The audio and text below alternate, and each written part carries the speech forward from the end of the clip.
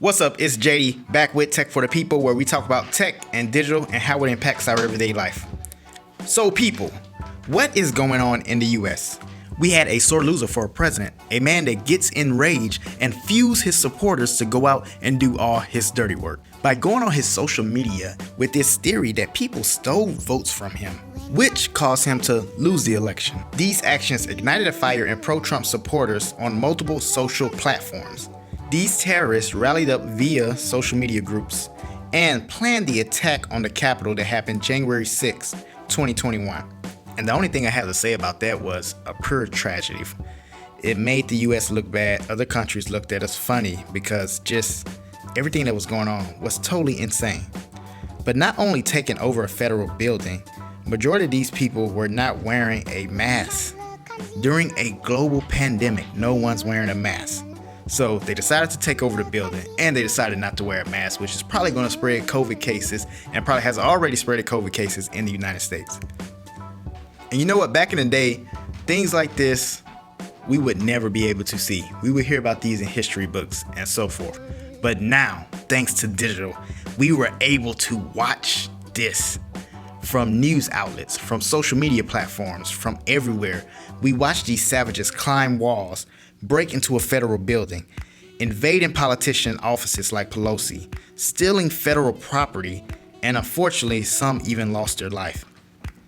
After a long day of rioting, these domestic terrorists decided they were tired and satisfied with the damage they done, so they finally left and exited the building. So at this moment, the terrorists probably thought, you know what, it was a great day, we walked away with a win, and everything is awesome. But you know what they say, what goes up must come down. And although at this point, I would say this group was on the rise, they felt everything was awesome. They used social media, they used digital, they rallied up, they gathered as a team, and they said, we're gonna rock out, and we're gonna show the world what the US is made of. This was their rise. And soon after, the fall. The start of the fall started expeditiously as the politicians came back to the Capitol and finished the count, which was the primary goal that the rioters claimed that they were there for. They wanted to stop the steal and somehow get Trump to win. And you know what I find interesting? After everything these domestic terrorists, pro-Trump supporters did for this man, right after he comes out, the president comes out and denounces everything they just did. So we're looking at a failed mission. We're looking at the team being denounced. And then next to this fall, President Donald Trump gets banned from pretty much every social media platform out there. I think besides MySpace. MySpace, if you go create a MySpace, he may be able to still get into there. Tom is still accepting, but everybody else banned him from social platforms. So they banned him for basically inciting riots and putting power to people digitally. So now their digital leader is taken from all social platforms. So at this point, it can't really get any worse. Trump's off social media. He denounces his people. They still count the vote. He's not going to be president, etc. But wait, there's more.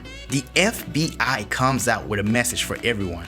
If you know the rioters, turn them in. So now the FBI wants people to step up.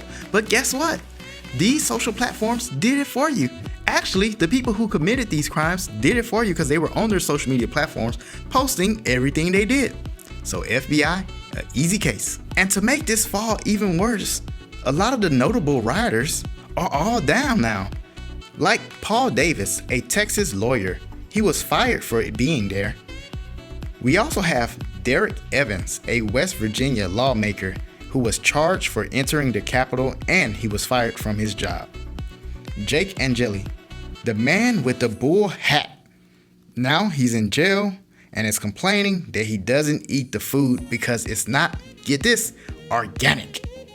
Probably should have thought about that before you went on social media and before you dressed up like that to make you were actually like the social media guy. Like everybody loved you. You were on pretty much every social platform, every news channel. You were the highlight, so you weren't getting away. And there's more.